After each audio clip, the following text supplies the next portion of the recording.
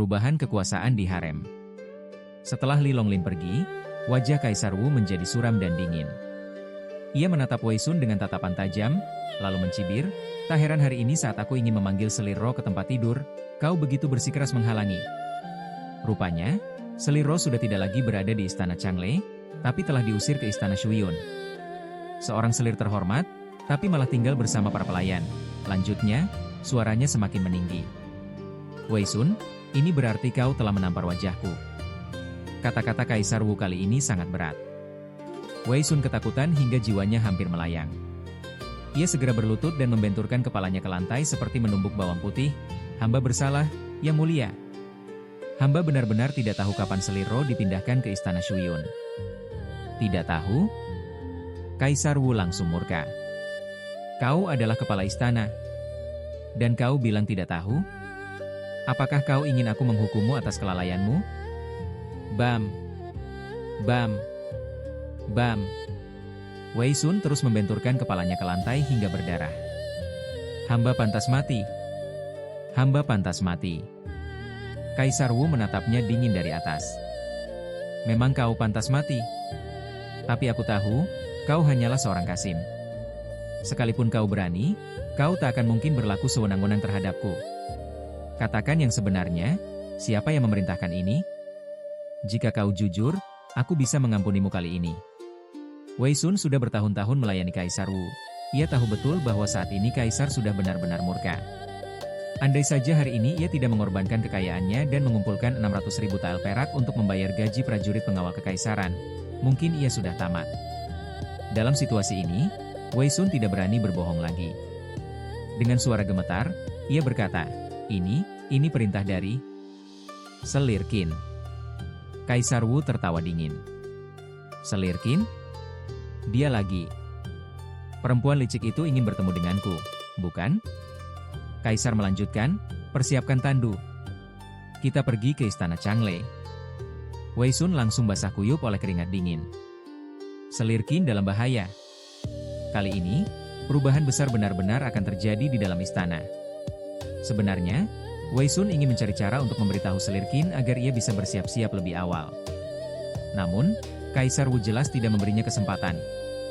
Tak berdaya, Wei Sun hanya bisa mengikuti di belakang Kaisar Wu dengan hati yang was-was menuju istana Changle. Saat itu adalah musim semi. Bunga-bunga bermekaran di dalam istana Changle, memenuhi udara dengan aroma yang harum. Selir roh sangat menyukai bunga, sehingga ia menanam berbagai macam bunga di dalam istana. Ketika mekar, semuanya bermekaran serentak, menciptakan pemandangan yang indah bahkan lebih menakjubkan daripada taman kekaisaran. Karena kecemburuan terhadap keindahan istana Changle, Selir Qin mengambil kesempatan ketika Pangeran ke-9 dipenjara dan Selir Roh kehilangan pengaruhnya, lalu merebut istana Changle untuk dirinya sendiri. Namun, manusia merencanakan, takdir yang menentukan. Pangeran ke-9 berhasil bebas, sementara Pangeran ke-6 justru dijebloskan ke dalam penjara kekaisaran karena dugaan pemberontakan, dengan nasib yang belum pasti. Kini, Selir Qin seperti semut di atas wajan panas. Ia mondar-mandir di dalam istana, sama sekali tidak tertarik untuk menikmati keindahan istana Changle. Pikirannya hanya dipenuhi dengan kecemasan tentang keselamatan Pangeran ke-6. "Kasim Wei, belum ada kabar?" tanyanya dengan gelisah. "Tadi jelas sudah dikatakan bahwa malam ini giliran hamba dipanggil oleh Kaisar," jawab Wei Sun. "Tapi mengapa Baginda belum juga datang?" Selir Qin bertanya, suaranya penuh harap. Demi menyambut Kaisar, ia berdandan dengan sangat hati-hati. Ia memakai riasan tebal dan mengenakan gaun tipis berwarna merah muda yang memperlihatkan siluet tubuhnya, berharap bisa menarik perhatian Kaisar Wu. Tak bisa disangkal, semua selir Kaisar adalah wanita luar biasa. Setelah berdandan, pesona Selir Qin semakin memancarkan keanggunan dan kemewahan. Namun, dibandingkan dengan Selir Roh, kecantikannya tetap masih kalah jauh. Yang Mulia Kaisar tiba, suara lantang terdengar dari luar pintu. Kaisar Wu, dikelilingi oleh Kasim dan pengawal istana, melangkah masuk ke dalam istana Changle. "Hamba menyambut Yang Mulia Kaisar," seru Selir Qin sangat gembira. Ia segera maju, memberi hormat, lalu tersenyum manis. "Yang Mulia, ini sudah larut malam. Anda benar-benar membuat hamba menunggu begitu lama." Kaisar Wu berdiri dengan tangan di belakang, matanya sedingin es. "Awalnya aku tidak berniat datang. Tapi aku dengar kau telah merebut istana Changle dan mengusir Seliro ke istana Shuyun. Aku ingin melihat seperti apa wajah wanita berbisa sepertimu yang berani bertindak sewenang-wenang di dalam istanaku. Wajah Selirkin langsung berubah drastis.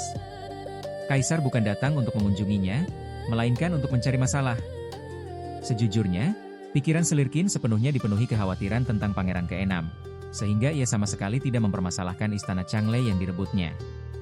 Ia juga tidak menyangka bahwa pada saat kritis seperti ini, Kaisar justru datang untuk menuntut keadilan bagi masalah itu. Namun, Selirkin bukanlah wanita polos yang baru masuk ke istana. Setelah bertahun-tahun bertahan di harem, ia telah menghadapi berbagai macam situasi. Dengan cepat, ia menenangkan diri dan membela diri. Yang mulia, Anda salah paham. Hamba tidak merebut istana Changle dari Seliro, justru Seliro sendiri yang menyerahkannya kepada hamba secara sukarela. Jika Anda tidak percaya, Kasim Wei bisa menjadi saksinya. Selesai berbicara, Selirkin segera memberi isyarat kepada Wei Sun. Namun, Wei Sun sudah ketakutan setengah mati. Ia menundukkan kepala seperti kura-kura yang bersembunyi di dalam tempurung, sama sekali tidak berani berbicara. Kaisar Wu menatapnya dingin. Wei Sun, benarkah itu? Wei Sun segera berlutut, menangis terseduh-seduh. Yang mulia, mohon periksa dengan bijaksana. Hamba hanyalah seorang pelayan. Mana mungkin berani menentang perintah Tuan hamba? Semuanya adalah perintah dari Selirkin. Hari ini, Wei Sun telah mengalami terlalu banyak ketakutan hingga merasa hidupnya benar-benar berada di ujung tanduk. Ia takut Kaisar akan murka dan benar-benar memenggal kepalanya. Ia tidak berani mengambil risiko, jadi ia langsung mengkhianati Selirkin.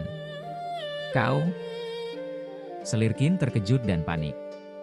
Ia menatap Wei Sun dengan kebencian yang membara, seolah ingin menelannya hidup-hidup. Selama bertahun-tahun ini, baik dirinya, keluarganya, maupun kedua pangeran yang ia dukung, yaitu Pangeran ke-4 dan Pangeran ke-6, telah memberikan begitu banyak keuntungan kepada Wei Sun. Namun, saat menghadapi masalah, Wei Sun malah menjualnya begitu saja. Baiklah, kita lihat saja nanti, Wei Sun. Kau pasti akan menerima balasannya. Kaisar Wu tetap memasang wajah dingin. Aku tanya sekali lagi. Apakah kau merebut istana Changle dari Seliro? Selirkin yang mulai putus asa pun akhirnya meledak. Seliro. Seliro. Yang mulia, di mata Anda hanya ada Seliro. Pasti perempuan rendahan itu yang mengadu kepada Anda. Kalaupun hamba merebut istana Changle, lalu kenapa? Istana sebagus ini, kenapa harus dihuni oleh Seliro? Jika dibandingkan dalam hal keluarga, kecantikan, dan kecerdasan, bagian mana dari diri hamba yang lebih rendah darinya? Yang mulia, apakah Anda tahu bahwa karena keberpihakan Anda yang berlebihan kepada Seliro, seluruh harem menjadi tidak tentram? Semua selir merasa iri dan tidak puas. Plak! Sebelum ia menyelesaikan kalimatnya, Kaisar Wu tiba-tiba mengangkat tangannya dan menampar wajahnya dengan keras. Tamparan itu tidak hanya nyaring, tetapi juga sangat kuat. Wajah Selirkin langsung membengkak dan memerah. Ia menutupi pipinya, terkejut hingga tubuhnya membeku. Sejak pertama kali memasuki istana, ini adalah pertama kalinya Kaisar Wu menamparnya. Yang mulia, Anda menampar hamba hanya karena perempuan rendahan itu. Mata Selirkin memerah, air mata mengalir deras karena rasa malu dan sakit hati yang mendalam. Cukup. Kaisar Wu membentaknya dengan marah. Kau terus menyebutnya perempuan rendahan. Aku beritahu kau bahkan tidak sebanding dengan sehelai rambut Seliro. Seorang ibu mendapatkan kehormatan dari anaknya. Seliro memiliki seorang putra yang berbakti dan membantuku dalam menyelesaikan berbagai urusan negara. Lalu bagaimana denganmu? Putramu, Pangeran ke-6, justru memberontak. Itu adalah pengkhianatan besar. Aku seharusnya menghukum mati Pangeran ke-6, mengasingkanmu ke Istana Dingin, bahkan menindak seluruh keluargamu, Qin. Tetapi, kau tidak tahu bersyukur. Bukannya menyesal, kau malah semakin menjadi-jadi dan menindas Seliro. Apakah kau benar-benar ingin memaksaku membunuh Pangeran ke-6 agar kau puas?